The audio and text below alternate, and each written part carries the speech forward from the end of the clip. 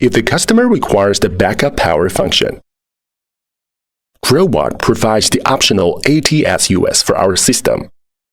We can follow the diagram to connect the ATS US. Wires are needed before installation. First, for backup output of main XH-US connection, connect the input EPS L1 port to the load L1 port of main XH-US.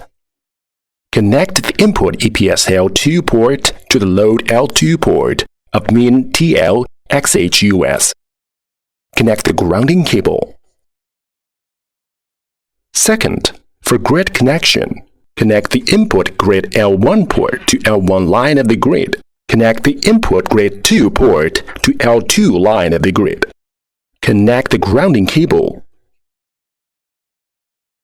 Third, for backup load connection, connect the output TXL1 port to L1 line of backup load. Connect output TXN port to N line of backup load. Connect the output TXL2 port to L2 line of backup load. Connect the grounding cable.